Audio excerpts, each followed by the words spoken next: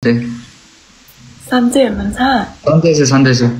मैले विश्वलिङ्गु दाइको पोडकास्ट हेरेको थिएँ हजुरको, अनि जोइन गर्न मन छ उहाँसँग हेर्दैन भन्नुभएको रहेछ।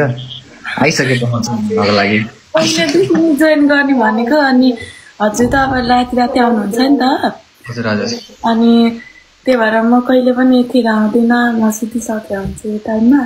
हजुर हजुर। त्यही भएर अनि आज चाहिँ सबै भ्युअरहरूले उहाँसँग जोडिनु आज बहिनी भन्नुभएको थियो कि, अनि त्यही भएर।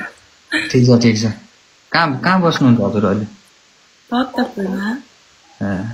खासमा चाहिँ भएको के हो मलाई लगायत यहाँ धेरैजनालाई पनि थाहा छैन होला म्याक्सिमम मन्दिर। खासमा चाहिँ मगरनी सिस्टर भाइ नै कोभिड लास्ट इयरमा फोक्सो ड्यामेज भएको थियो, पुरै ड्यामेज भएको थियो कि, अनि त्यस भेन्टिलेटरमा राखेको थियो कि मलाई। अनि भेन्टिलेटरमा चाहिँ 15-16 दिनभन्दा चाहिँ मुखबाट पाइप राख्न मिल्दैन अरे क्या। अनि यो चाहिँ डाइरेक्ट पलमा राख्नुपर्छ भनेर, अनि डाइरेक्ट पल पार्यो। अनि पल पारेर अनि लङ टर्मसम्म अनि कति 10 महिना जति त म आइसमा बसेको हो क्या।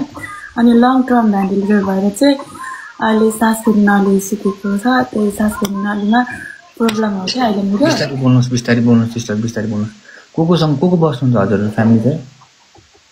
यहाँ त म मात्रै हो, बाबा मम्मी त सिन्धुलीमै बस्नुहुन्छ। सिन्धुलीको हुनुहुन्छ हजुर? हाम्रो पनि 3 जनाको मान्छेहरू हुनुहुन्छ सिन्धुलीतिर। हजुर एकदमै भनौँ न खुसी लाग्यो।